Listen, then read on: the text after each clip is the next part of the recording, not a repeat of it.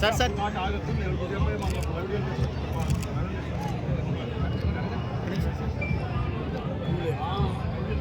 Sir పూలే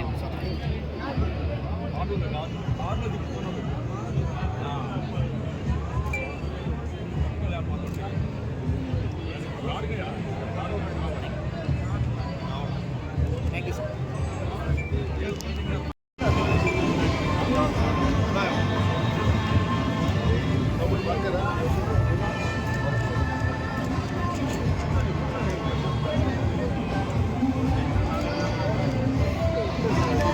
నువ్వేంద్రా తీయటం తక్కువ కానీ కదిలేయటం ఎక్కువ తీసేది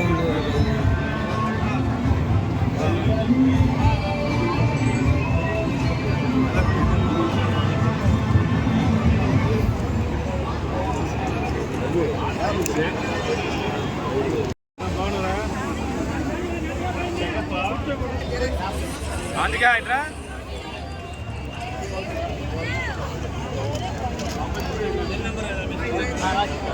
సార్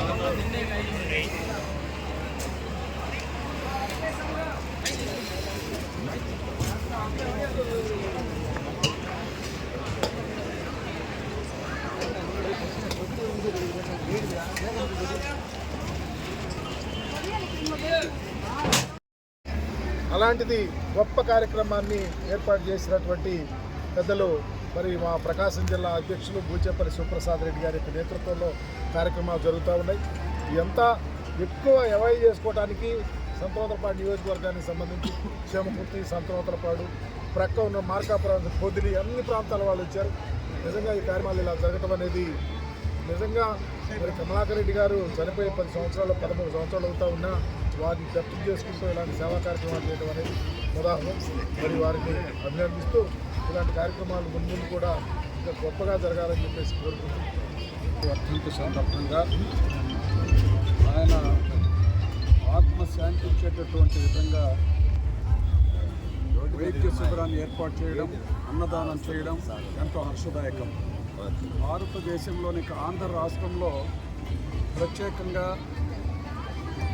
కొందరు గతిస్తే వారి యొక్క ఆత్మశాంతి గర్వించాలని, వారి యొక్క స్మృతులను స్థిరపరచాలనేటటువంటి ఆలోచన అతి తక్కువ మందికి ఉంటుంది.